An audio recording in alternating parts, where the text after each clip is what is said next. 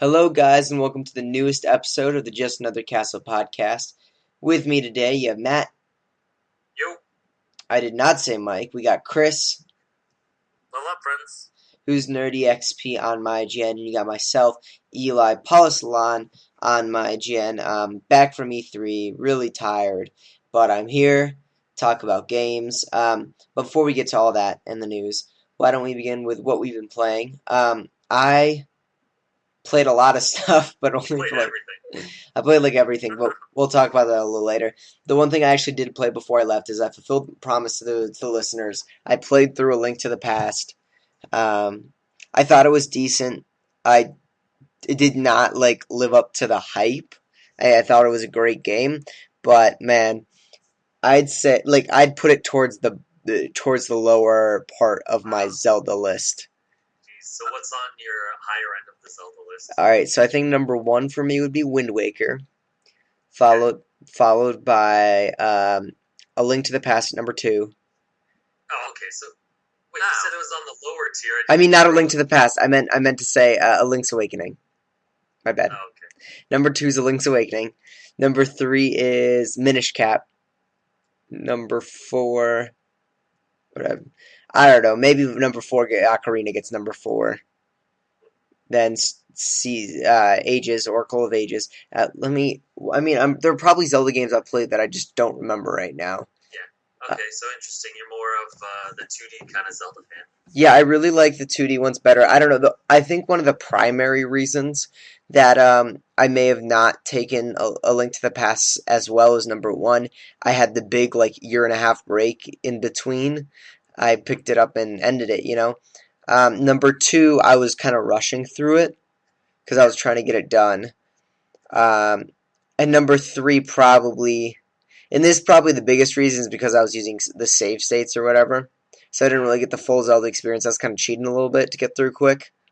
Would you also say because you played other 2D Zelda games that offered kind of a unique twist, this one didn't offer as much of a unique feature to it? Yeah, and that might be another one. I mean, and there are times when like I felt like I don't know how people played without a guide in some of those parts, like stuff on the overworld sections where you had to, for example, you got the shovel and you had to dig up something, but it was out way off in the other, like in a random part of that map, and you would have never known to dig there to get the thing that you need, you know. It's stuff like that where I can't imagine getting through without a guide on the overworld. In the dungeons, it wasn't as bad. It was pretty. The dungeons were all pretty linear, you know. You need a key to get through the door. Where you're gonna go. You're gonna go through the open room. Blah blah. Blah. But the overworld sections, there were a few times where I'm like, I don't get how someone could figure this out. Could be because I'm stupid. But What was the first Zelda you played? It was Wind Waker, I think. was it? I don't. Whoa, wait. Well, I remember you said you grew up with the GameCube, so I figured that's why you put Wind Waker as one. It might be when. Well, let me think. I feel like no, because okay. Whoa, wait. I think Wind Waker's the first Zelda game I beat. The problem is, since I'm younger, I never grew up with those older things, so I had to go back to play a lot of them. I think Wind Waker's the first one I beat, and Skyward Sword was the second one I beat, which is late because then I pumped out and beat like 3 games in 1 year or whatever. Um, so yeah, no, actually, I think I'd put Skyward Sword near the top of my list too. I know I love the games that everyone else like did not like, which I think is really weird. Maybe I'm looking for different things in a Zelda game. I don't know, but I really like Skyward Sword as well. So who knows? I'd put A Link Between Worlds actually towards the bottom as well, along with A Link to the Past. Yeah. Um.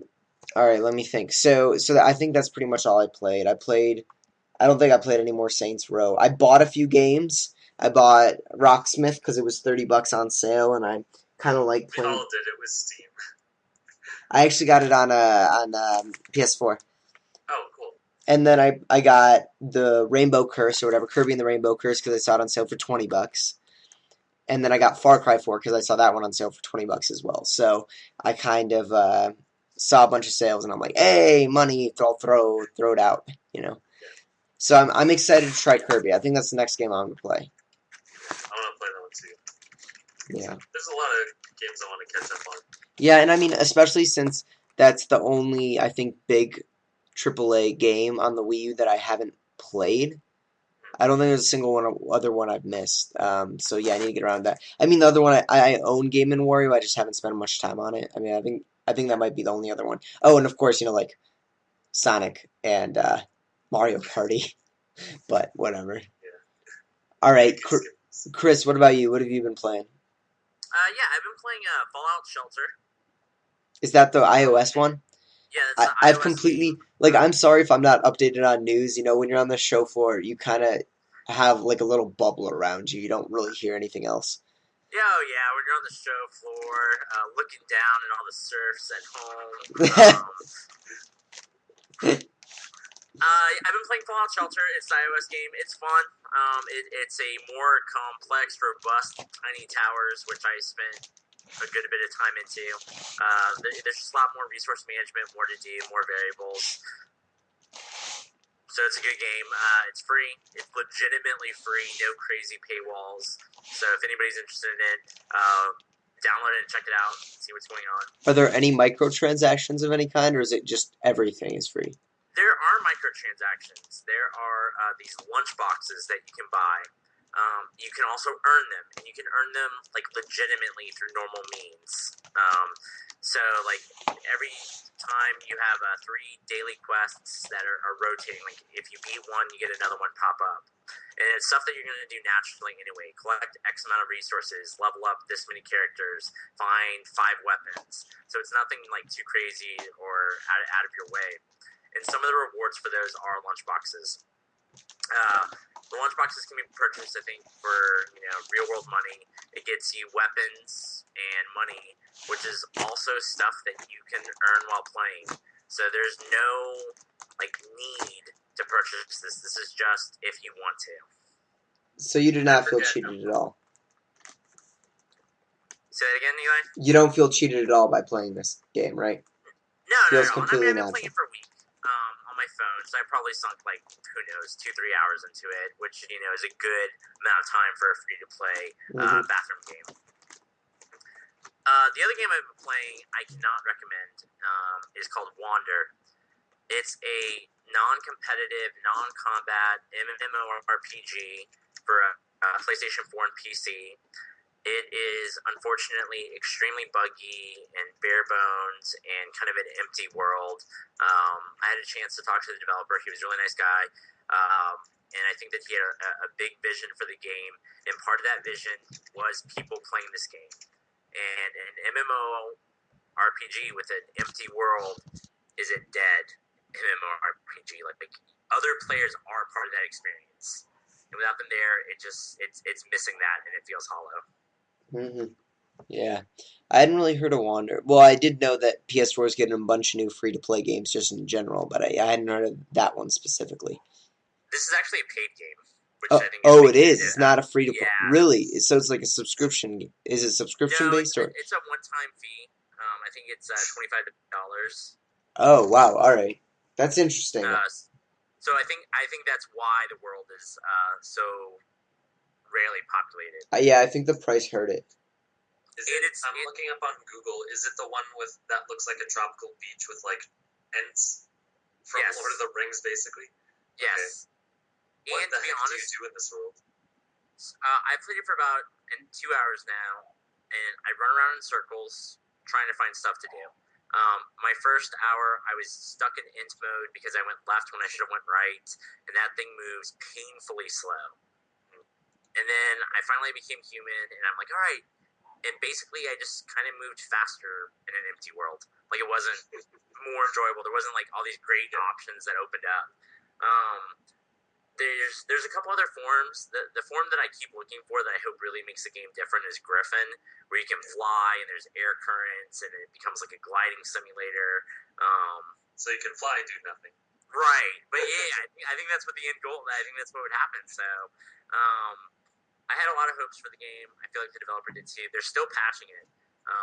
The patch was as big as the actual download when I picked it up. Yeah. So they know the game's buggy, and they're working on it. So we'll see how it progresses. But very hard to recommend at this point. Mm-hmm. I was gonna say with Fallout Shelter, I remember I watched the Bethesda conference, but I forget. Does that connect to Fallout 4 in some way, or is it just they were like, here, we made this because it was fun? They made it because it was fun. There's no levels or items that you can switch from one to the other, and there's definitely no story ties. Okay. All right. Yeah, that was neat then. When they came out, they're like, yeah, we just liked it. Well, what about you, Matt? I've been playing quite a bit. Not beating a whole lot of games. Well, one in particular. I played more of whatchamacallit, Wonderful 101. Still like that. It's weird because they have 3 different items that require you to draw basically the same shape. So you have to draw a circle for the fist, and then you have to draw a stick and then a circle for the hammer, which I always have a problem with for some reason. It keeps thinking it's the whip. And then after you get a bomb, which is a circle and then a stick. So it's the reverse way of drawing the hammer. I don't know. It's weird that they chose 3 of the same thing to draw. But that game's still fun. I haven't really changed my mind on that. The other game I actually played and beat was from the Nintendo Humble Bundle, which was SteamWorld Dig. And it was one of the games that I was looking at, that I was interested in the bundle, but I wasn't too sure if I would like it, so I wouldn't have bought it on my own unless I got it, in this bundle. Because, I don't know, I've seen these kind of Minecraft-like clones in 2D, and I'm like, I don't know, I don't really care for Minecraft, so just going through mines looks kind of boring to me, like Spelunky's like that too. But I was surprised. I actually had fun with it. I don't think a trailer does it justice, because when you watch someone dig through mines, it's like, okay, this looks monotonous and boring. But when you're actually playing it yourself, like, you can choose to dig whichever way you want. I know that sounds trivial, but it's actually pretty fun because you get to explore the mines at your own pace and in your own way. Like, oh, I want to go over here and look for more ore, or I want to go over here and look for a new cave or whatever. And then there's marks on the map to show you like what level or what area you have to go to next to unlock like the next tier of items and whatnot. So that's pretty fun. I really liked it. It's definitely worth a couple of bucks for throwing at it. It's about 5 hours long. Yeah. So, yeah. I enjoyed the game a lot too. I think I talked about it a little while ago, maybe like a year ago. Yeah, I agree. I actually played I guess this is a good transition. I actually played the sequel. It's called SteamWorld Heist. Yeah. It's a lot different than SteamWorld Dig. It's a 2D grid-based strategy game, which is kind of hard to picture. But if you're thinking about a plane, or like a 2D just a side scroller, and you imagine that they add grids to it, so pretty much like spots, and you can only move a certain amount of spaces left or right. But there are structures so you can climb and you can hide behind stuff, and then they give you like guns and stuff to shoot the other team. But the cool thing is that these bullets will actually ricochet off of walls, so you could, across the room get a bullet to ricochet off a bunch of walls and hit the enemy, which is pretty cool. It sounds like the PC game Worms. If you guys remember that. Oh, I've actually never played Worms. I downloaded Worms, but I never actually played it. Yeah, it looks kind of like that mixed with maybe Valkyria Chronicles, where you can move a character and then shoot. Yeah, maybe a little bit. It did remind me a little bit of Codename Steam in that regard. Yeah, and I mean, that game was really fun to play. I loved it. Another one of the indies I tried, which was on the Nindy at Home thing, which everyone could have tried, was the game Runbow. I don't know if anyone else tried this, but this is like the 9-player game that you can play. It's competitive, or you can play co-op, or you can play like on teams. There's like a bunch of ways to play. You don't need 9 players. You can play alone. You can play with 3 people, 7 people, whatever. It's hard to describe, so I'd recommend you check out like a video of it. But the game is really good. Yeah, I played it at an event at my school because some kids in one of the programs from my school are actually making it. Oh yeah, the studio is based in Toronto, actually. Yeah. So I don't actually know them. I just know that they're in one of my programs. But yeah, I played at an event they had, and it's really fun when you have like 9 people going at it, because basically you run from one from one side to this goal that you have to hit. But there's all these platforms running around. But as you're running around, the background changes color, which is where the rainbow comes from. So when the background color changes to like orange, and there's an orange platform, you'll actually fall through the platform. So anytime that color comes up against that platform, you can't use it anymore. So you have to kind of think ahead in terms of what platform is going to be missing by the time you jump, because you can fall in a pit or lava or whatever, and other people can attack you. So yeah, no, that game's really fun when you're playing with multiple people. I tried a couple of these games at home. I don't know how Runbow is really going to work with single player, because I played one of the modes that I think was single player, and it just doesn't seem all that fun. I don't know how they'll really translate that well, because the whole fun of the game is that you have all these people running around going crazy. And then once you take that out, it kind of loses its appeal for me. Yeah, it's I don't know. I didn't try the single player, so I can't really say anything about it. Yeah. So I don't know. The one other mode I did want to talk about though is there's like a mode. It's called the Color Master mode or whatever.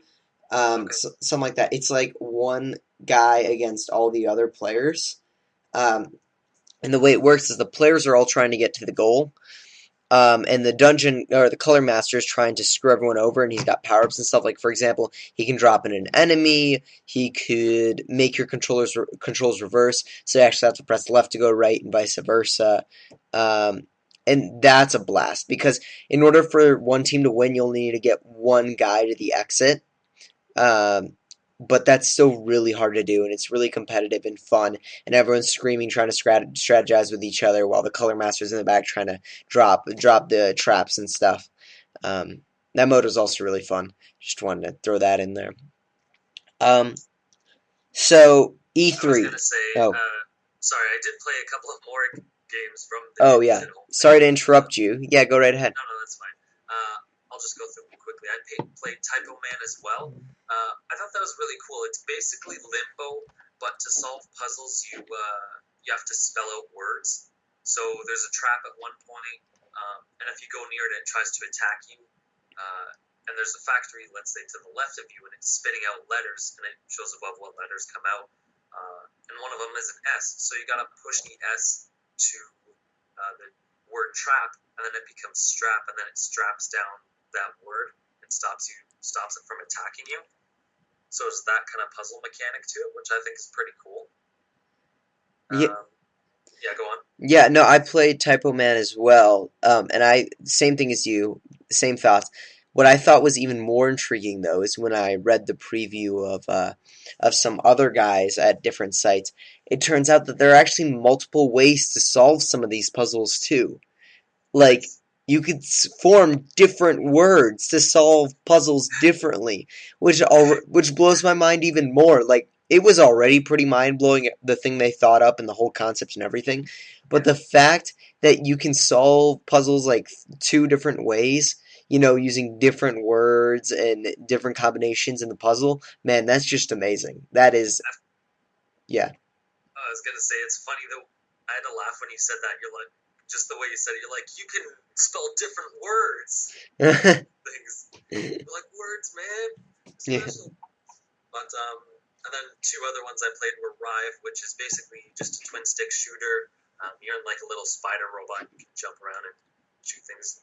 I forget if there's any real twist to it, but I don't know. It's pretty fun. It's probably the best one on there. And then Freedom Planet, which is basically like a Sonic the Hedgehog clone, like the 2D Sonic games, like just with the loops and the way the mechanics work and everything. So I think that's pretty cool. I don't know if it'll live up to a Sonic game, but I think it's pretty cool and probably the last good 2D Sonic thing we'll get for a while. So definitely check it out. I mean, the cool thing about this thing is that they give you like 15% off just for downloading it. So if you want to buy it later, it's like, hey, you get a free coupon for it. Yeah. I thought I actually haven't played almost any of the games other than Typo Man and Rumbo on the thing, but I still downloaded every game because I think it's an excellent incentive. And who is it? oh my God, not Dan Edelman, the guy who's in charge of indies over at Nintendo, Damon Baker. He's doing really well with the indie strategy over there. I mean, like another game I played that's coming to the Wii U is Y2K, which I didn't know anything about until I tried it out, and it's kind of like an Earthbound almost, mixed with Paper Mario. It's like takes place in real life, um, and the enemies are all real life things, but the combat is a little bit like Paper Mario in the way that it's all very time based in the turns, and that was also another indie that was really cool. And Mutant Super Challenge looks great, even though I haven't really had a chance to play it. You know, they're doing well. What I think the problem was at first for Nintendo was the fact that so much trash was coming to the Wii U eShop, but now I think they've got a little bit more of a handle on it, and there's a lot of really high quality games there. So that's what I'm excited for. Is that it, Matt? Yeah, Chris, you wanted to say something before, but I think I cut you off. No, you were fine. I was gonna say, trying to live up to 2D Sonic isn't much of a goal. Well, it's going like it plays in the same vein as that. Speaking of which, did you guys talk about Sonic Boom last week? Oh yeah. Sonic Boom Fire and Ice has been announced. Yeah, I saw one comment. I said last week, Capcom wants to sue them for using Sonic Boom from Guile, and then George R. R. Martin wants to sue them for using Fire and Ice. I mean, whoever said that is really clever. Man, it was me. It's it's dire. We'll see how it goes, but I don't think that game's going to turn out very well. Even though they said that they chose 3DS so that they wouldn't have to work on two versions, so it'd be better. They said that 3DS version was the better of the two last year. They learned from their mistakes. I'm like, I don't know. I can't trust you, Sega. I mean, they did say they want to try to make it like classic 2D Sonic games by doing this and that, which I don't know if that's just PR or not, but for the benefit of the doubt, I'll go with it and be like, okay, I'll believe you, but whether the game turns out is another question. Man, yeah, I mean, what blows my mind is that the game. So Sonic Boom was the worst selling Sonic game I think of all time, and it still sold like 650,000 units. And I'm like, my God, who is buying that game? Kids watching the show. Yeah, probably. And Chris Chan, apparently.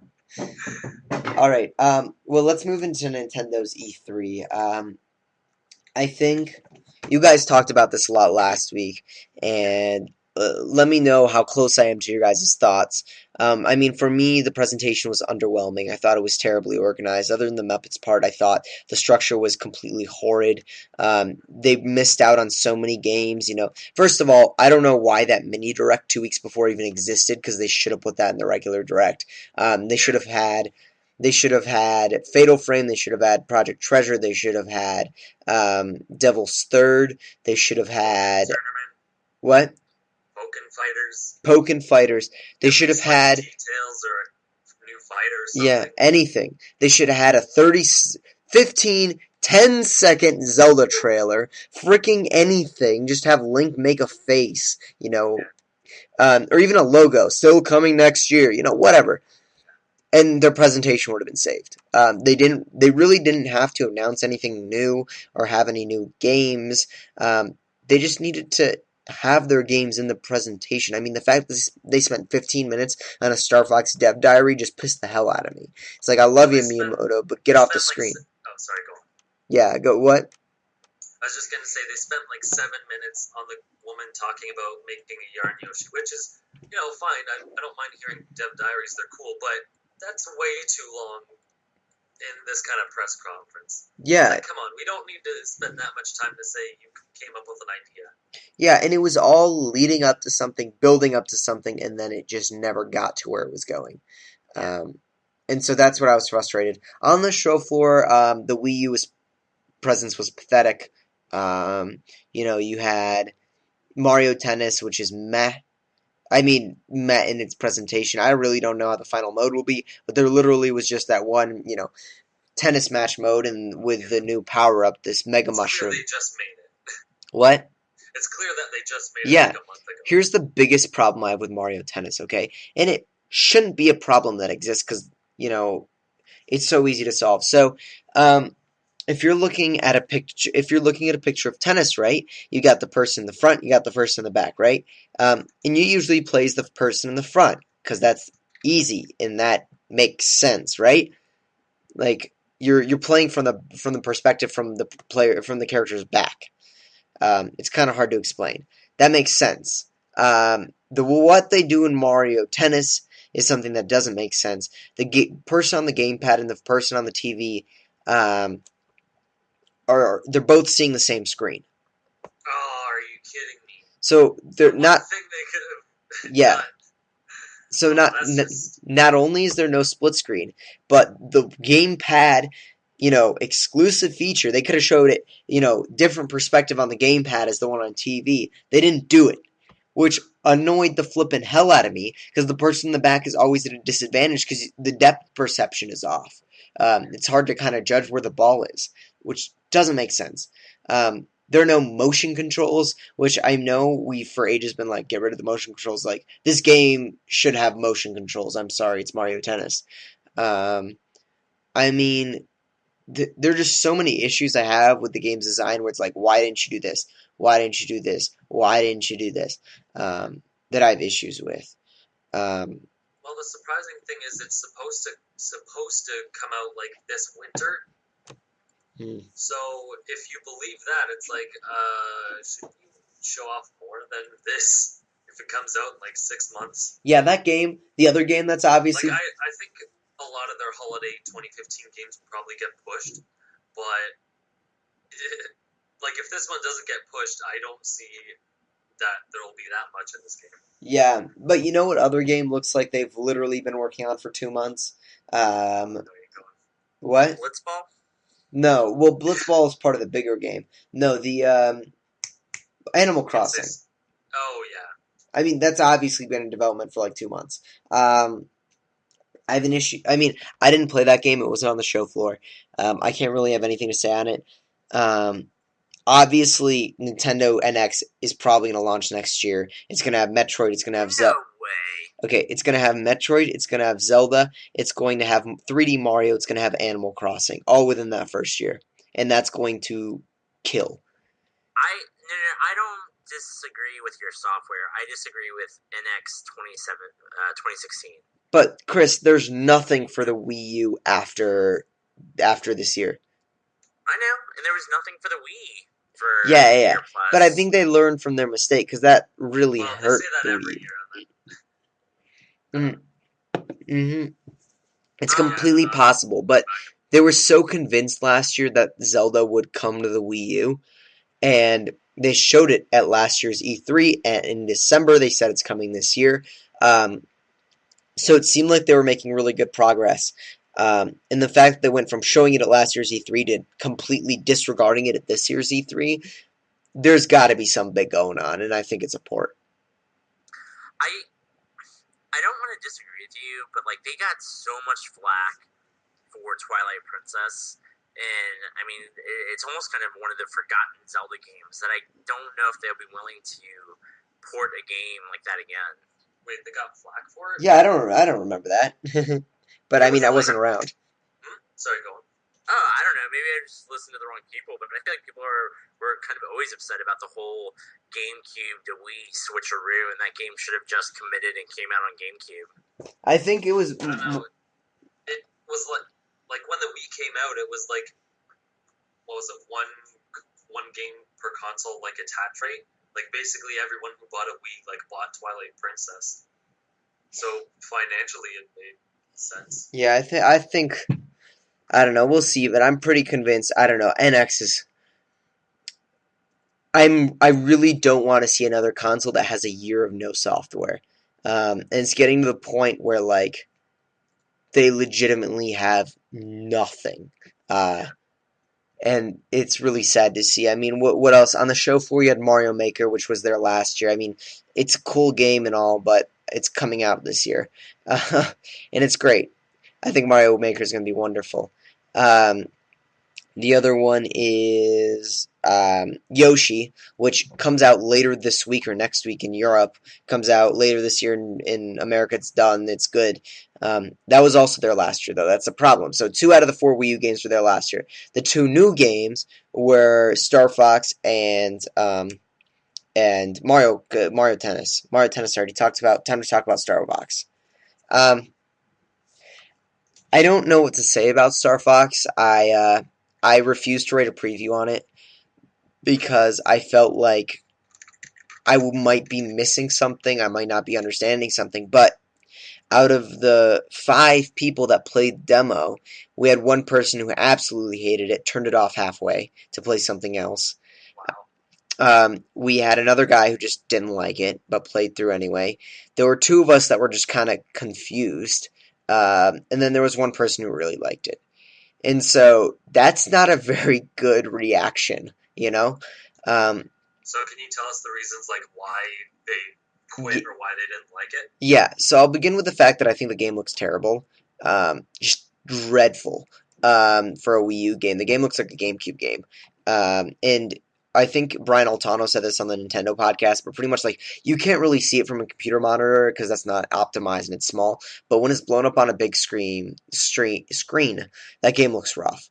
And I mean, the water looks like plastic. The ground looks like something out of Pikmin 1.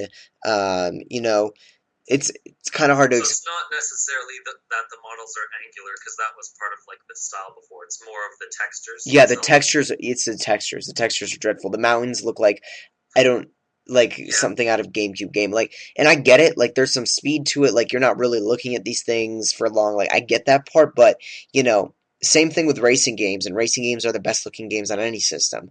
Like the. At this point, I wish like it was a cartoon art style, even just like anything that would have looked better because it's bad. But okay, but you know enough about the graphics because people are going to say, well, concentrate on the gameplay. Okay. Well, I was going to say about the graphics, they're probably really limited in the fact that they have the TV running at 60 frames per second and the gamepad running at 60 Oh, frames absolutely. per second. So they probably screwed themselves over doing that. Yeah. Which is funny that Nintendo was actually focusing on like specs for once. So like, I forget which game they did 60 frames per second. Mario Kart. After that, they're like, everything is 60 frames. This is amazing. Everything has to be 60. It's like, okay, cool. Yeah, and I mean, so the problem I had with the gameplay, and so there's a guy on our site who who really didn't like the gameplay or actually multiple guys, because what would happen is while you're steering the ship on the top, you're getting shot at because you can't see what you're shooting at, and then when you're in cockpit view and you're trying to shoot people, you're going to crash into walls because you don't see what you're steering. And I don't know, maybe people get used to the multitasking. Maybe it's one of those things where just we didn't really get into it. I don't really know. I didn't play for the game for very long. I literally played it for like 4 or 5 minutes. The full demo was like 15. So we could have just been missing something. But for us, it wasn't that great. One of my questions from that whole cockpit video, it feels like it turns the game into a first-person shooter instead of a flight sim shooter. Did you get that feel, or am I kind of off base? No, I think that's really relevant to one of the issues at hand. It is a lot like that where you're shooting from a first person perspective. Honestly, I wish it was just like Star Fox 64, you know, we can move it around and only concentrate on one screen. I get Miyamoto's under a lot of pressure to kind of like try something new, but I don't really know. Things where they don't belong. Yeah, like why? Like don't fix what ain't broken. That sort of whole thing. Like this sort of game hasn't come out in so long. People aren't looking for you to tear down tear down walls. All you got to do is put out a competent space sim shooter thing, and I don't know if they're going to achieve that now. We're still like 4 months out. I talked to the Nintendo rep. My site buddies were actually giving me a little crap because like I said straight to the Nintendo rep that game looked like crap. Jeez. Jeez. She was really nice about it. She said that, this isn't a final product. It's going to get fit. I mean, it's going to have improvements before it releases. And I mean, I believe her, and I think they're going to try to find ways, who knows? Maybe there's going to be a mode where you can turn off cockpit view. Who knows? Well, they did say that you can turn off gyro controls, Mhm. so that's a bonus at least. Absolutely. So who knows? Maybe they'll get the message. I don't know. I wouldn't put all my stock in Star Fox at this point. Not a day one purchase for me. Here's a question: could you, instead of actually looking at the gamepad, could you hold the gamepad, let's say, in front of the screen, not even pay attention to it, and then just move it around while looking at the TV and paying attention to that cursor? I don't know. I think Does that work? Like, I mean, it's a stupid way of controlling something, I for think sure, but would that suffice? theoretically you could, and I obviously, as I said, I didn't play it for long enough to really give you a good Yeah, answer.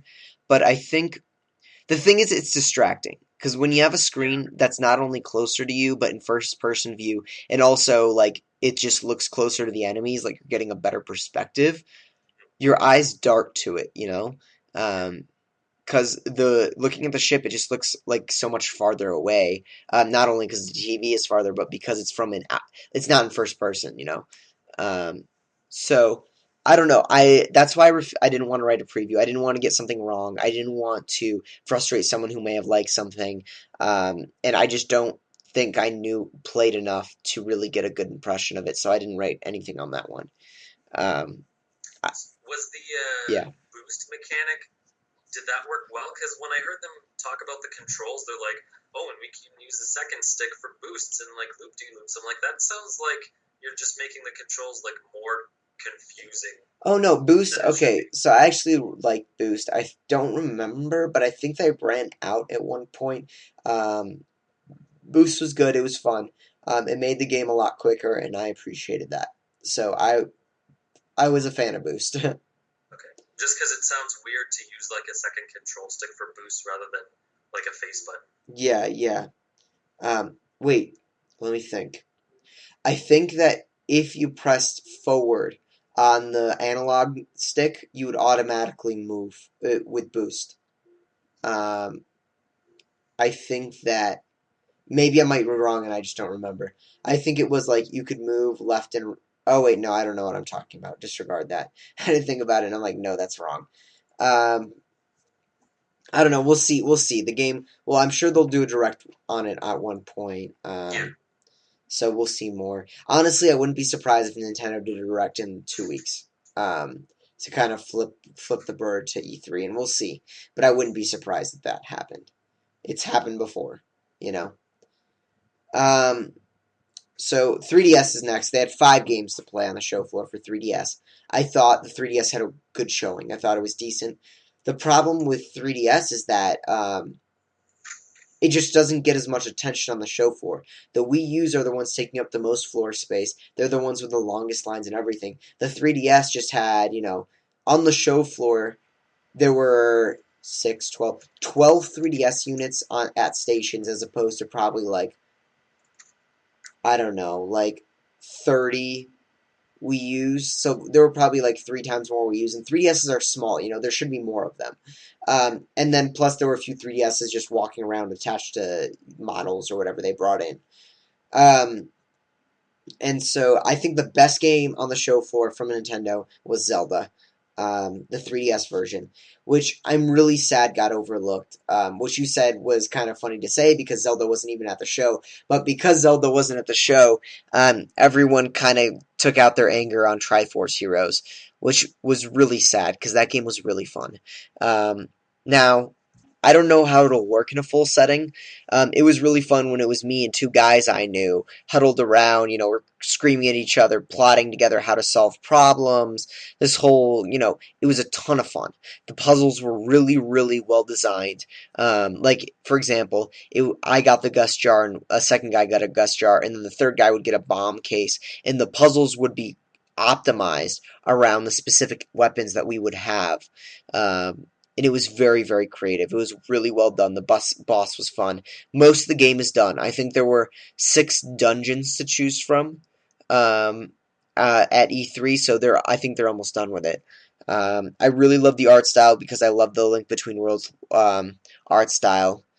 Um, so really great all around. My only concern is that I don't think the game will have voice chat, which No, it doesn't.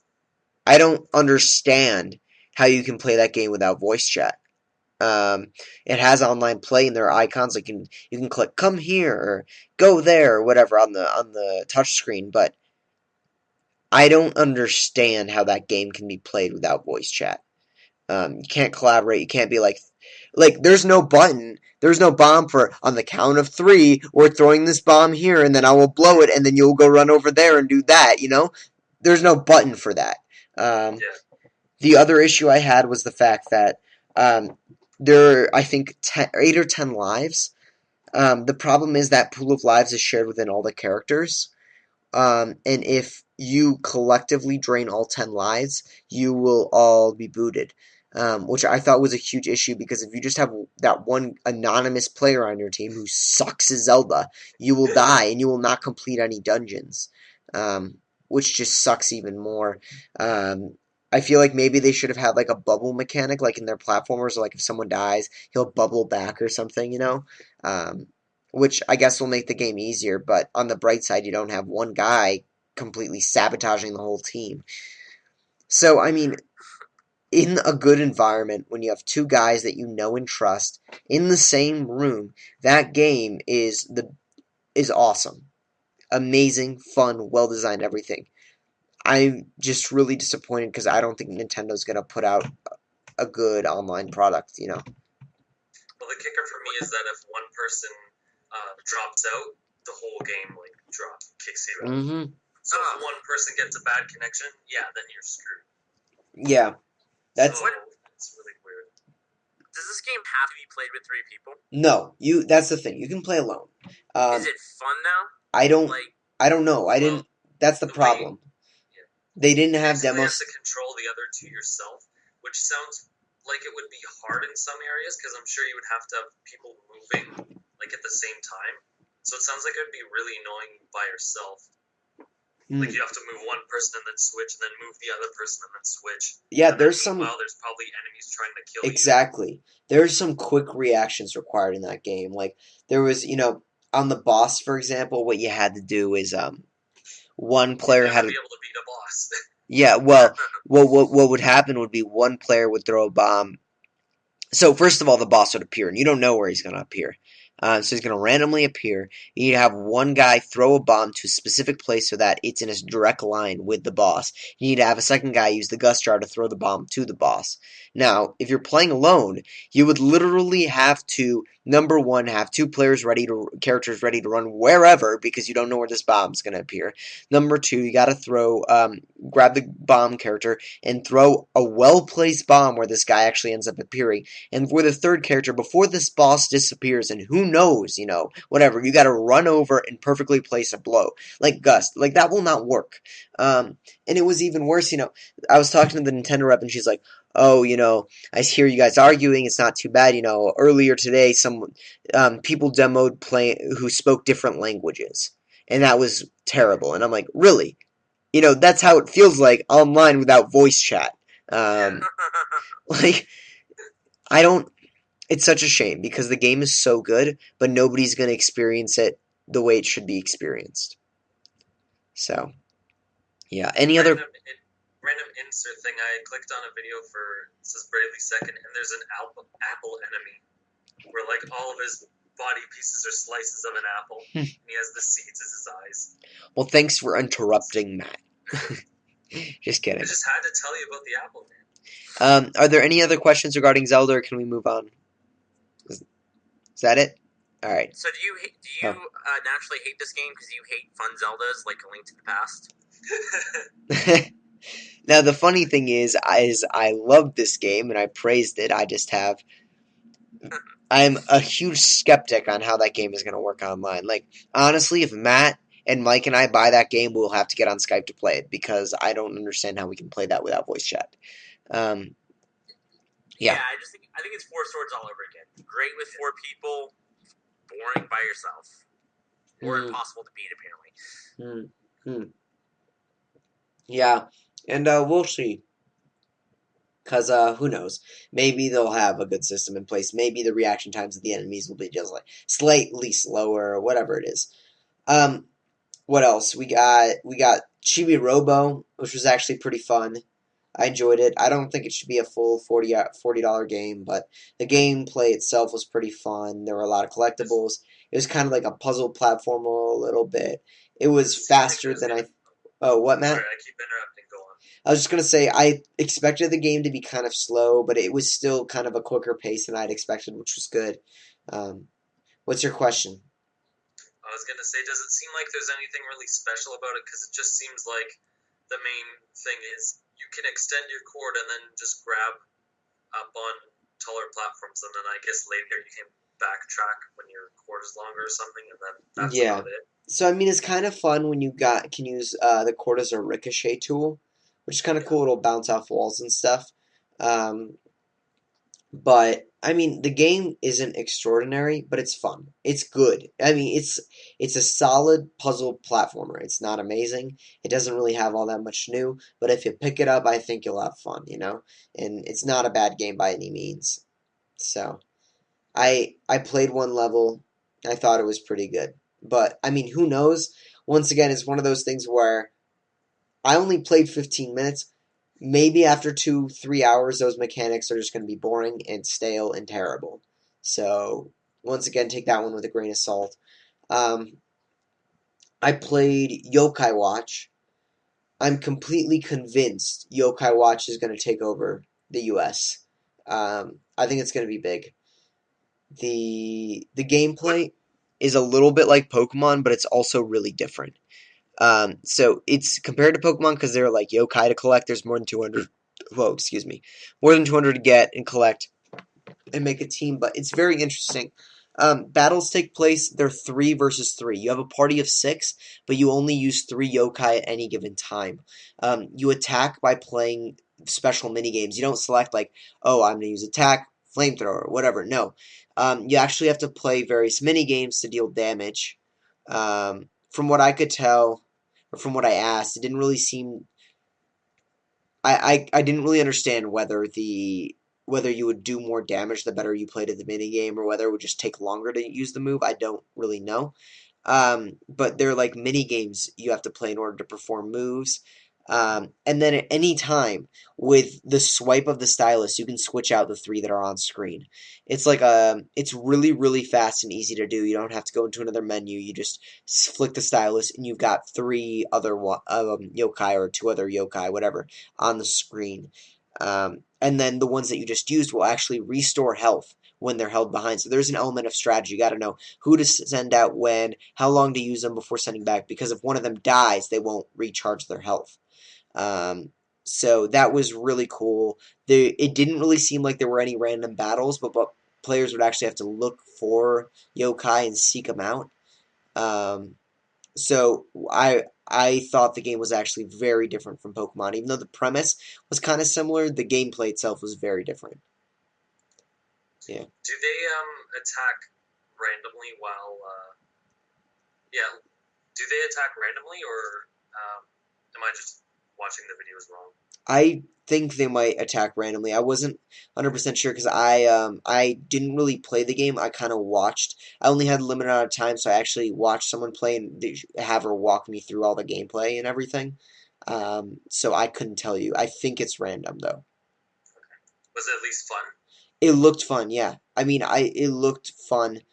It looked honestly like it's gonna explode here. Like it's one of those things where Pokemon, I feel like has plateaued, and I don't think it's because less old people are buying it. I feel like it's just one of those things where the younger players aren't getting involved as much as they used to, and like I think the average crowd that's playing Pokemon is much older than you would maybe expect. Um, and I feel like Yokai-Watch is going to capture that younger audience again because those mini games seem like they would appeal to younger kids. One So more important question about it: Do uh, they evolve? I'm not. I don't know. I think so, but I'm not. I don't know on that one. Well, Yeah, now you just lost. yeah. No. As I said, I'll point out whenever I don't know an answer. I Yeah, don't yeah, want to just make stuff up, you know. But yeah. Did you get a beat for the story in Yokai-Watch at all? Is it a little bit more robust than Pokemon? I feel like there's more dialogue between characters, but I don't think the story itself is any more deep. Okay, that's fair. So I think that there's more character conversations, because actually one of the ways that you'll meet yokai is by trying to, like someone will be possessed and you have to go do like a little side quest to rescue them and beat the yokai and everything. So I feel like there's more character interaction, but I don't think that the story's going to be any deeper. I think there might be cutscenes, unless that's just the trailer. I don't know. I can't speak to that one either. Not 100% on that. What else did I play? What am I missing? We got Blast Ball, but I want to talk about that last. There was one more. Oh, Mario and Luigi. What's it called? Papers. Paper Jam. Paper Jam. It was fun. It really played with your mind, because as opposed to the other Paper Mario games where you just press A to attack or with all the players or whatever, you actually, each button controls a different character. So A controls Mario, B controls Luigi, and Y controls Paper Mario. So in battle, whenever you want to attack, or defend, you have to use the button that corresponds to the character. And when in the overworld, if you want to, say, wreck a brick or jump or whatever, you have to use each button to control each character separately. This was interesting. I think that it's multitasking. It's very like scratch your head and brush your teeth at the same time sort of thing, which I think is the way Kotaku described it, or Polygon, one of the two. For example, like I ran up and I wanted to jump an area, and I jumped with Mario, and then Luigi and Paper Mario got stuck because I forgot to press jump for them as well. So that was kind of weird and interesting. It just kind of messes with your head. I like the game. I think it was fun. The battles are just as fun as ever. You gotta press A to block, or I mean not A. You gotta press the button to block, the button to deal more damage, whatever. Just like the previous games, but it was very like multitask oriented in the way that you need to control each character separately. That game is scheduled to come out next year. Any questions on that one? No? Do you think it's going to be... To me, it looks like it's too much of... Like, it's obviously based off of Dream Team's engine and that gameplay, but does it seem like it has enough different gameplay or feeling to it to not look like, here's Dream Team Plus? I mean, I don't really know. I only had about 12 minutes to play through the game. All they gave me was a little section where I had to rescue the various toads. It feels very similar to previous previous Mario and Luigi games, but, I feel like they all share something, and I don't know if there's necessarily enough different about each one to really judge based off a demo whether it's going to be different or not. I don't know if that's the right answer you might be looking for, but I can't... No, it's fine. You can only say so much based off of what you play. Yeah, and I don't want to, once again, I don't want to be the guy that just says, like, this game will blow your mind, because I've only played for however long. But I mean, I found it fun. I have no idea whether the final version will be similar or different from the last games, but I'd say I'd look forward to it. Did you insult any Nintendo reps while demoing this game? This game? Anymore. No. I think I actually interviewed one of the Nintendo reps. I haven't put the interview up yet, and I gave her a little bit of crap about the amiibo, and I talked about annualization of franchises and the fact that we're pretty much getting a Zelda, Mario, and Pokemon game every year now, which is a little disturbing considering it's Nintendo. But she was a good sport. She took everything like in the best way. I mean, what's she gonna do? That game looks like a GameCube game. Oh well, screw you. No, I mean, what she can't really say anything like that. She's a rep. So she took all the feedback. She's like, "I'll pass on feedback that you have, whatever." I don't know if she's actually gonna do that. Do you think you'll ever be invited back to E3? Yeah, no, we're on good terms with Nintendo, and I mean the thing is, like, I'll send her when all the previews are finally posted. I'll send her a link to all of them, and they were overwhelmingly positive. I didn't write anything on Star Fox, which is the only one that looked really negative to me, and I mean the rest I wrote pretty positive things about. I had an issue with Blast Ball as well. That's the last one I haven't talked about yet. Blast Ball needs voice chat too. There are also a few design issues with it. For example, if all three of us are on one side of the field doing offensive stuff, and one of them shoots the ball in our direction, that ball will move faster than any of us. So we can't move fast enough to stop that ball from going in the goal. So I feel like this can be solved one of two ways. Number one, we could maybe get like a temporary boost, like a 3 to 5 second boost that you can use a few times per match, which would let me run over to the ball to save it from going in the goal. Or give us voice chat, for heaven's sake. Like, how will we talk if all three of us are running to offense and nobody's on defense and all they got to do is shoot the ball our way to get a goal? Like, seriously, it's not that hard. They had it in Pokemon. They had it in Animal Crossing. Just for heaven's sake, add it. Would you, if the ball is coming towards you, wouldn't you just shoot it back? Yeah, no, but if we're all on the offensive side and they happen to shoot the ball towards the defense, it's all in front of us. And if we shoot the ball, we're only pushing it farther into our territory, We've got to be on the other side of the ball in order to do anything. It's kind of hard to explain without a visual, But No, I can see it if you're going like the other direction. yeah, exactly.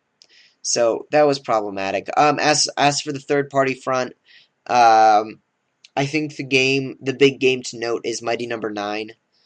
I played that game for about an hour, and it was the one game you played the longest, and it's not even a Nintendo game. well, it's coming to Wii U. No, I know, but I mean, it's not like a first party. And 3DS, I think. Well, yeah, I'm sorry. Nintendo gave us a total of 1 hour in their booth, half an hour on Tuesday and half an hour on Thursday. So I couldn't really spend as much time as I'd like with all the games, I spent literally 5 minutes in their VIP area on Mario and Luigi. Then I had to go and wait in a line to play it on the floor. Which I heard, man, I'm really lucky I get to play all these games. It's awesome. I heard there was a huge controversy with Nintendo. I mean, not with Nintendo, with IGN, where, what's his name, or one of the reviews editors tweeted something like, I shouldn't have to stand in line on press or something like that. I heard about that. I mean, I just kind of had a general question, and maybe you want to record this or not, like, just about your E3 experience at, kind of from top to bottom, like, how'd you get in? How did you get to go to the press conferences? Did you wait in line? How was the feel? Did you feel like you were talking in line to other press, or was it a bunch of fans who just happened to, like, slide in there? Yeah, here, I'll touch on Mighty Number 9, and then I'll go through all of that, because I think that's going to be interesting. Would you call Mighty Number 9 a truly modern Mega Man? Yes. We've been waiting for? Literally quoted my article. Thank you, Chris. Yes, I would. I think the game is excellent. I was really surprised, because one of our other writers played it before me and said it was nothing like Mega Man, which I didn't understand where he got that idea. I played it, I'm like, well, it's like Mega Man, except update the visuals, give it some speed so that you're playing through quickly, and add awesome suits that don't have to do with just the bullets you're firing, because you also have like a bulldozer suit where you can bulldoze across the screen. You got like this... Okay, I'll talk to you about that after. Oh, you've got an icicle suit where you can like shoot icicles in like kind of an arc, so you got to plot how you're going to shoot them. So these suits aren't just like augmentations of your bullet or whatever. They're actually just completely different ways to play the game. You can also absorb enemies, which is really cool because if you absorb them, it kind of builds up a combo if you do it efficiently, which I think is cool because I think it'll do a lot for the running community in terms of getting a high score or like just getting through the level quickly and efficiently. The game was really, really fun. Like I had a blast, and I can't wait to play more of it. So after you talked for like 5 seconds, and you already blew my mind from all the gameplay that I've seen. Because one of the things that's been missing that I remembered from the Kickstarter that I haven't seen in actual gameplay is the fact that he's like, well, we're going to have different transformations. Not just you kill a boss and then you get a power, but let's say there's a spiked pit and there's a block you have to push and you can turn into like a construction bot. and then push the block and then solve the puzzle that way, just from killing normal enemies. So you said that mechanic is in there? Yeah, so I mean, the cool thing is that the stages are all still playable in any order you want, and they're beatable in any order you want. Obviously, there are going to be better ways to get through some stages, but there are actual, like, everything in the environment is killable that will possibly do damage to you. That's what really surprised me too. Like, for example, there will be a laser, and it's just like a laser on a wall, but if you plan well, you can kill the laser, which is really interesting. Because in other games, you just got to avoid the laser, right? And in this one, you can actually just take it out completely. Um, and it's just there are different suits, as I said. You got like an icicle suit, which if you freeze an enemy, then they will slowly take damage, or they'll be frozen in place. You got a bulldozer suit, you got a fire suit, obviously.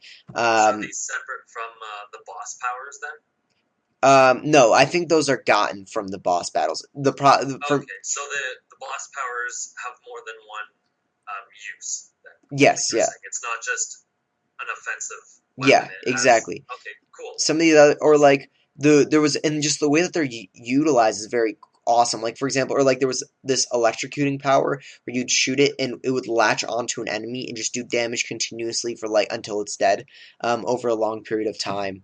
And so you could do like damage to 3 enemies at the same time, which is really cool.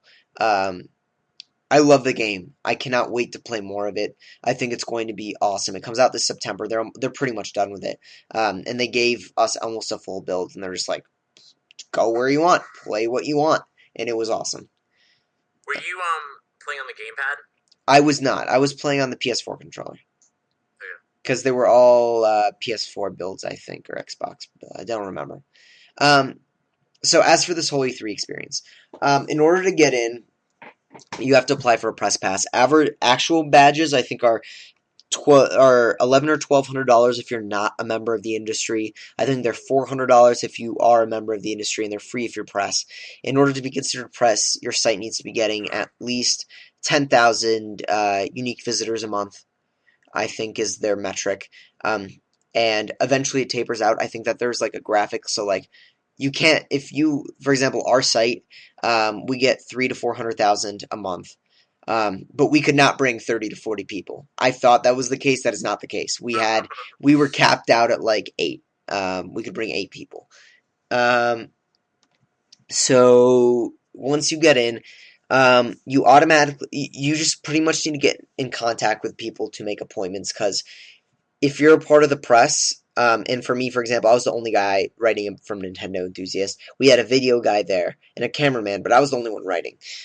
You really need to be efficient with your time. You can't really stand in lines. And it sounds like a dick move thing to say, and I don't think that the reviews editor from IGN did a very good job the way he expressed himself on Twitter. But I mean, the fact of the matter is, if I have to cover 10 games in a day, I can't afford to spend an hour and a half to 2 hours in line for each one, you know? And I mean, some games were worse than others. For example, Mario Maker, they had a ton of TVs for Mario Maker, probably like 20 for Mario Maker on itself.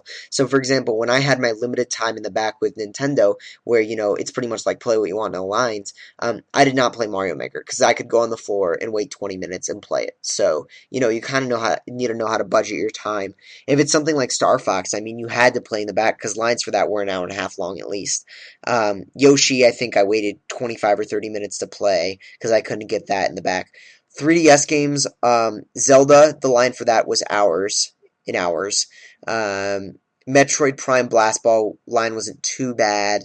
Chibi Robo and Yokai-Watch weren't too bad. What's left? Mario Tennis. Pretty much since Nintendo games weren't that great this year, the lines weren't too bad. But like if you're covering something else, for example, I also write on some of the sister sites like Xbox, PlayStation Enthusiast, etc. You need to make appointments. For example, we went to Warner Bros. We made an appointment, and I got to play Batman, Mad Max, and Disney. What's it called? I mean, not Disney. Lego Universe, something like that. Dimensions. Yeah. So those 3 games, and we had about an hour and a half. So I got like a full half hour on each of those games. But had I been waiting in line, that would have been my whole day. you know? So So, what? I was gonna say, so after this experience, do you redact your statement of bringing fans in and opening up E3 more? I mean, as I said, I think I said last time is that it wouldn't be a huge hassle because we'd still be able to make appointments. We'd still be able to see the games we need to see. And to a certain extent, I think that's going to hold true. Like, I think this year was an experiment for letting in the public next year, which is Yeah, really scary. Um, because E3 is crowded. Everyone, not everyone, but most people have a job to do. Um, and it's scary. But I think if the media or the companies get better at, getting together with media and stuff, um, it might, I don't know, because some companies, for example, I keep just trying to name examples, but you got some companies like Atlas who don't even schedule appointments, whose lines were ridiculously long if you want to do anything. Um, or you've got another one like Square, which doesn't do appointments either. Um, I just don't know. Because with Nintendo, sure, we had an hour in the back of the booth. For Warner Bros., I saw everything I needed to see. But for example, this year we couldn't get an appointment with EA, probably because we're a Nintendo site and we're not big enough on the Xbox side and PlayStation side to book an appointment with them. If I wanted to see Mirror's Edge, I would have had to wait 3 hours in line. jeez. So I decided not to see Mirror's Edge but I think I really don't know what to say because on one hand it's like, yeah, I'd like to open it up. I think it should be a big event. Um, I think that would be good. But on the other hand, it's like if this makes it harder for us to do our job and everyone that needs to be there is budgeting their time in different ways, then I really think it should be a more closed off event. Yeah. So Well, for Nintendo at least, it seems like they might have alternate ways of letting fans like play these games because I yeah, just read recently that they're making plans for Comic Con and PAX. yeah, So and maybe that's what I'm they'll have saying. those demos for the E3 demos for those events. Yeah, and there are conventions. Comic Con PAX, you just said. Excellent examples. You got 3 PAXs, 2 Comic Cons. That's 5 events right there that people can go to. So I think it's going to be okay if we leave E3 a little bit out of reach. Um, and I mean, honestly, if you really wanted to, it's not that difficult to start up a website to get 10,000 hits a month. It's not especially terribly difficult. You could probably do it. Like if you started today, I guarantee you next year you could go to E3 if you really put the effort into it. Um, because For if the money. yeah, but I mean, if you put because the way I calculated it is like if we're putting up 10 articles a day on a site, and each one averaged 10 hits. That's 300 hits a day. All right, each one averaged 30 hits, which isn't that much. Um, you're at 300 hits a day. You're at 10,000 a month. So, like, if someone really wanted to go and he did a good job promoting his stuff, he could go. Um, and I'm sorry if that comes out a little dickish to like those people have actually like legitimately really tried. I Um, mean, I don't. I apologize. I don't know. Did you build Nintendo Enthusiast, or did you join the team after it was no, established? I joined the team after it was established. I've been there for 2 years. So I think the site turned 2 when I arrived, so I've been there for the second half. Why? I don't know, like, because I mean, like, I've been vlogging, and I'm a one man shop, and I am nowhere near 10,000 unique views a month, to be honest. And I probably could be like to your point if I posted more content, but I'm not at a point where like I've never wanted to like start asking people to write for free, and I can't pay anybody, and I just see so many sites out there that are like, we'll pay you with experience. So Yeah, and I mean it sucks. Like honestly, like I get it. And for a little Sorry while to be a dick to our guest. You're like, sorry to be a dick. no, I mean Chris is like, I well, get I get it. Like I was in the same position for a little yeah, while. Remember my NN64 or whatever? So yeah, I, your YouTube channel. I get it. I think it's a lot of effort that you're getting asked for if to go to one of these things. I think though if someone really. Do you use for example? Do you use N4G? No. No, all right. So I think. I mean, and it's not something easy or whatever. And it takes a lot of research. And maybe I think I'm looking at it from a perspective where I was kind of airlifted into it. Like I was not the one who built it up, as you said, right? I kind of came in and they showed me the ropes. They showed me how to do it. So I kind of already, so I didn't have to put up with that, right? So, But I mean, it sounds like you tried, like with N64. yeah, and I did. So I mean, like you did have your grassroots and your build yourself up Yeah, time and period. so I think it's one of those things where like if someone, so like you, for example, so here's what I'd recommend. I'd say N4G is an excellent resource. Like, literally brings in a ton of traffic. I'd say to everyone who's starting out, learn the ropes of N4G and how to use it. Second most important thing is headlines. And it sounds, I was discussing this with someone else earlier. It's the fact that, I mean, there's a difference, I think, between clickbaity and sensationalist headlines. I think clickbaity is okay to an extent. For example, and what I define by that is it's something that doesn't necessarily reveal all the information in the headline, so people want to click on it. So, for example, when Splatoon rumored sales numbers came out, which I think was like 160K or whatever, the headline was, "Here's how many units Splatoon sold in May," as opposed to Splatoon sold 136,000 units in May or whatever. 163,000, whatever it was. So, automatically people want to click on it. Now, it's not sensationalist, so I wasn't like, Splatoon sold terribly in May. Find out how much it sold. I feel like. Here's reason number 6 of why. Yeah, exactly. I feel like that's terrible. But I feel like it's okay to withhold a little information in the headline so that people click on it. So that's number one. Number two, you gotta be quick when it comes to news. Obviously, a lot of people opt not to really cover news, which I feel as a one man show. Obviously, it's very hard for people to do that. But if someone's on a whole site, like Nintendo Enthusiast would not be where it is now or alive at all without news published daily. And that's just because when people are quickly publishing news, you can get it to N4G quick, or Facebook quick, or whatever it is quick. Um, let's see. So that's that. That's the second one. Um, yeah. So really, if someone was to publish maybe one or two full blown articles a week, maybe more, but then keep the news up and promote it really well. I don't think that 30 views an article is completely um, out of the whatever. Oh, what am I trying to say? Out of reach. Like No, for I understand what you're saying. For some reason, I thought it was 10,000 unique users you were quoting, not 10,000 views. 10,000 unique views, I guess. So like you can't sit there and refresh your page again and again and again. Right. So, yeah, that's what I meant. And so, yeah, no, no, not unique users, because unique users is like, well, a user could come back 15 times to a site in a month. So then you're really looking at like something closer to 500,000 hits a month or something for, Right. a constant, you know, amount of users. So no, of course not. That would be really intense.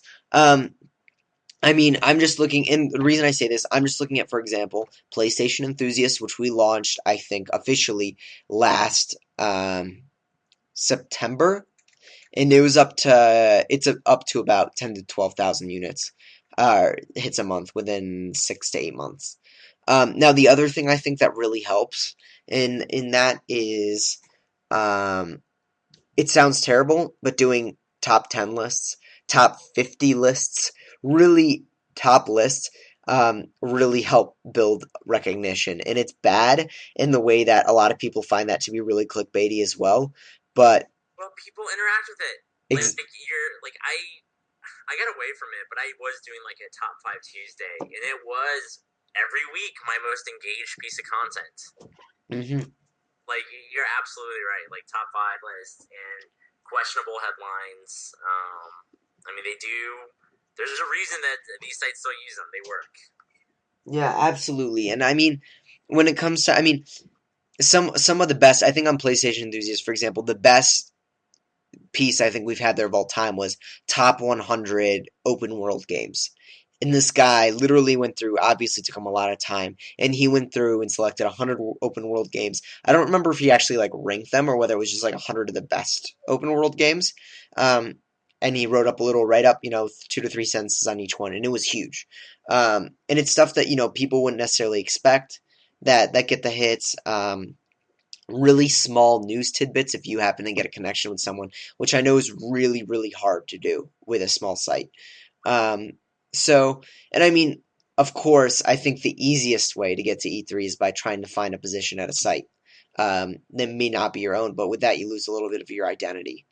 So, I completely understand what you're going through, Chris, and I was going through that too at one point, but when the opportunity presented itself at Nintendo Enthusiasts, I kind of dropped NN64 immediately because I realized, like, yeah, I'm losing a little bit of myself to this, but ultimately my goal, I have this goal here or whatnot, and I'm willing to give up a little bit of my self drive, I guess. I don't know what to call it, in order to get on a larger site. And I know that everyone's a little different, and I'm treading really lightly here. Um, No, I mean I understand, and I understand what you're saying. I just wanted to call out. And I apologize. Like it's easy to get 10,000. I thought you were saying users. 10,000 views is a lot easier than 10,000 users. oh yeah, absolutely. So I misheard you there at first. So I might not have even gone down this thread if I heard you correctly. But yeah, I was just trying to call out that it's not exactly the easiest thing in the world. Which like you spent years. And I'm glad you're an enthusiast and you're writing good articles and you getting visibility and kind of being able to follow that path and that passion wherever it leads you. And I hope it leads you to the next place that you need No, to go. and I mean, Chris, the other one, as I said, just doing it going out alone is so much harder. And I mean, an excellent example, I think, is back when I wrote for a site called Game Dwellers, which never took off anywhere because the site director didn't do anything with the site. It was literally just me, I think, for several years. Even though we had a staff, I was the only one who was pumping out news. Other people pitched in occasionally, but it was like I think I outlapped everyone several times in terms of how much I wrote, just because other people weren't really committed to it. I totally get it. We did not get nearly as many hits. I think maybe like 300 a day, and that's after the site had been up for several years. So I completely understand. I think it's hard going out alone, just because it's a lot. It's a large workload, to be quite frank. And when you've got a job or school or whatever else someone might have, you don't have the time for it. Um, so that's why I recommend getting on with a larger site, because that's so much less of a time commitment, but it pays dividends in terms of how many, being part of a larger network. And I think I can't say I can offer a whole lot of advice because I haven't really written articles for websites, but I will say one thing I've learned is try to find where you can get your audience from or who you can contact, because one video I made, it was like a Smash Bros comparison or whatever, and I knew it wasn't really going to get any traction on IGN because at that point it was a while until like for a year or two or so I stopped writing like articles, so I lost a lot of people, so I'd only get a couple of people like writing comments. So I'm like, okay, it's not going to take off here. So I'm like, okay, the Smash Bros community on Reddit would probably like this, so I just posted there, and then it just kind of blew up, and I got like over 100,000 like views on it because people kept sharing it and whatnot. Oh So I yeah, think the other thing is, I guess just try find a place that would appreciate your articles, and then maybe just kind of post something and be like, here's an opinion article, blah blah blah, or just try to find out where you could get your community from. yeah, and I mean, Matt brought up an excellent point, which I think a lot of people don't get enough of, is like self-promotion. You think that everyone looks down upon it, but it is your largest friend. in terms of, going on Reddit. Okay, Reddit, you have to be very careful because they're very strict about self-promotion, so you got to Yeah. tread very carefully and actually be a member of whatever community you want to post to. Like, Well, I was there for I don't know if it was the first thing I posted or not, but I was there at least posting comments when like Smash Bros. Leaks were coming out, so I was at least getting involved. yeah, But I think just it's, before you go on the self-promotion thing, I would say I wouldn't recommend like spamming it. Like I didn't spam my videos or anything. I literally just posted it in that one like Smash Bros. Subreddit because those are the people who are gonna appreciate it, and that's what I would suggest. Just I don't know. I think it's different with a video, but the reason I posted there was that community would enjoy that content. But if another community isn't going to bother with it, I'm not going to post it there because I think it's dishonest to just spam it everywhere. oh Like in yeah, the IGN comics, you'll see people spam videos. I'm like, I don't want to listen to your dumb opinion video here that has like nothing to do with this article. absolutely. And I You didn't. gotta find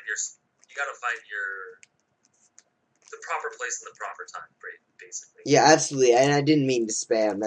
Yeah, I did not intend it that way. I meant like, for example, where I found a success is, so Reddit, you got to be really careful. I think their rule is 1 in 10. So 1 in 10 posts you make can be your own. So you got to be careful, but there's definitely a huge audience there. And if you find the right beat, just like Matt did with his Smash Bros. Video, there's a large thing. For another place I found is the Game Facts boards, Like, if you wrote an article on what you feel is a controversial issue or something that you stand by, I've gone before and posted my thing on the Wii U board or whatever and be like, hey, I wrote this article. I was wondering what you guys think. Obviously, all feedback is accepted, blah, blah. Whenever you ask feedback and stuff like that, they take it a lot better because it seems like you're trying to improve yourself. And honestly, who isn't? Like, I'm always trying to get better. So it's always treated a lot better when you look at more as like you're trying to get input from them and you're trying to create a discussion for them rather than just plugging an article. And so I think that works really well, both in Reddit as well as GameFAQs. Facebook groups, like for example, you could probably write something and go on, if it's PlayStation related, the Podcast Beyond Facebook group, which has like 5,000 people on it, and be like, hey guys, I wrote this article, I was wondering what your thoughts were on blah, blah, blah, and I feel like that sort of promotion where you're really trying to cater to a community, and interest them in something that they're interested in. Yeah, I'm not saying spamming, don't message 100 people or post it across. Don't go and post the same article on the Podcast and Log Podcast Beyond, kind of funny, like every Facebook group. No, pick one that you think it'll do well in a community, and there will be discussion surrounding it. And I think that's a good way to build a little bit of recognition, get a few people to visit your site, and use N4G. That, like, I cannot even tell you how valuable N4G is. We'll write an article, and then half the hits will come from N4G. It'll be like 1 or 2,000, from N4G, because a lot of it's big, and I'd say anyone who's trying to start something up should use it.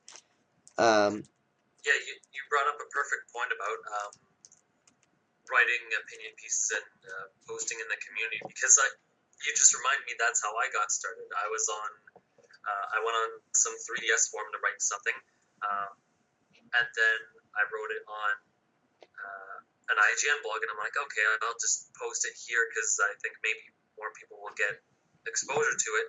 And then a lot of people commented on it, and then it's like, hey, this is pretty cool, and I got more attention here than on the other forums. So then I just started writing my own blogs on IGN, and then I just went from there. So yeah, I think it's a good point. Make some opinion pieces, and then write them in those communities that you want to be a part of, and then maybe at some point go, hey, I wrote this thing at my website.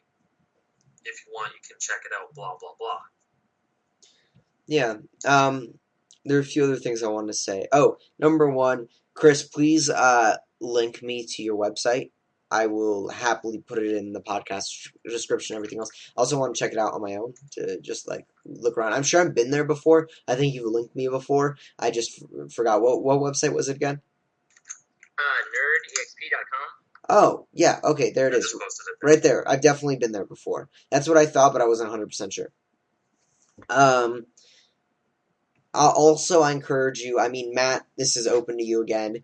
I know last time it didn't work out. We had a different site director, but we're now bringing on people to both Xbox enthusiasts, PlayStation enthusiasts, and gaming enthusiasts, which is for PC gaming.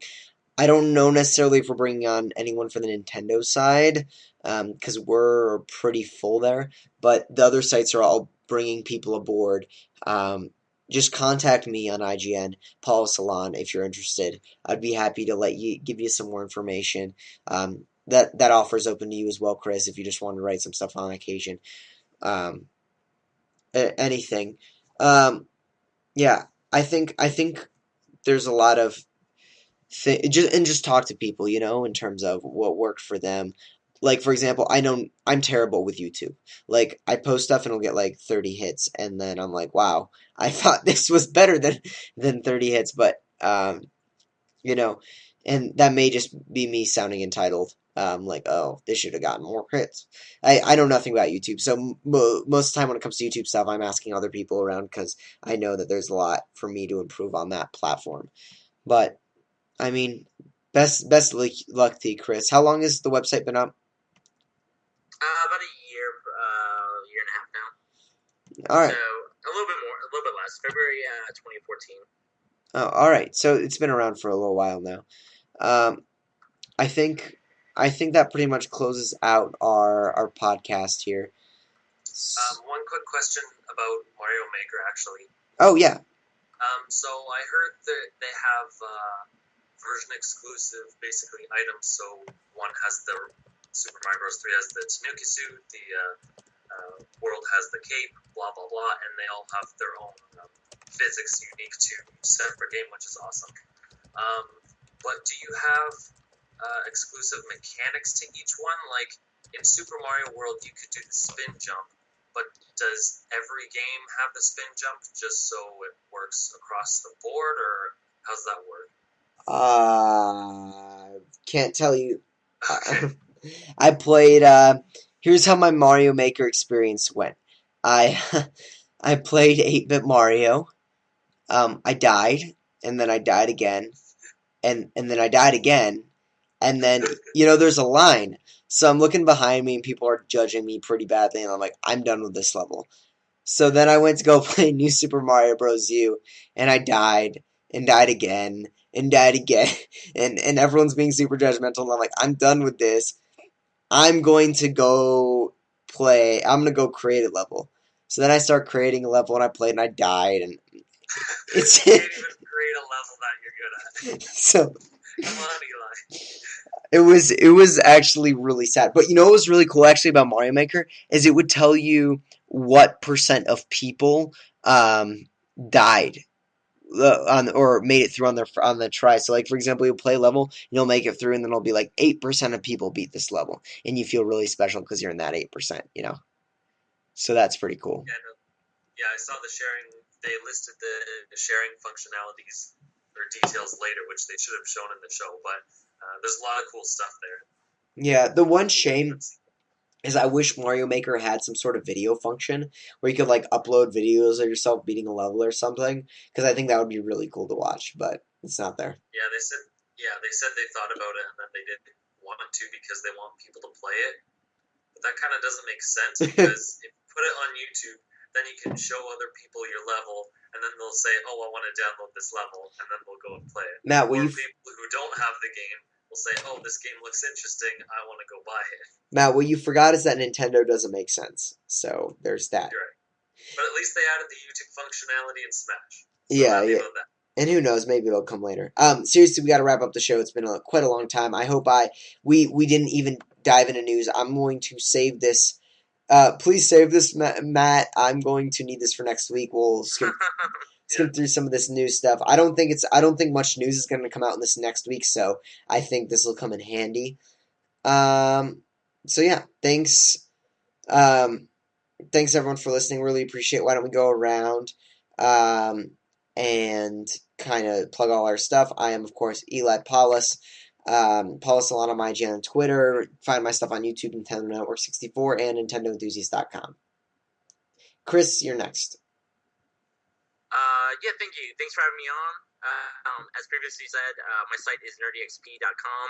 I do a podcast on movies and television called the NerdEXP Cinecast that publishes every Tuesday. And I also do a game podcast, NerdEXP Gamecast, every Thursday with members of the blogging community. If you're out there listening and never been on a show and want to, we're definitely always willing to look for varied opinions. And I'm on Twitter at NerdEXP. Awesome. And Matt, who I have not called. I've not called Mike a single time this whole episode. Yeah, we just have to get rid of Mike entirely, and then we'll never screw up the names again. All right, I'm Matt, also known as the Mango Viking on Twitter, Facebook, and YouTube. All right. Thanks everyone for listening. We really appreciate it, and we'll see you guys next time for another episode.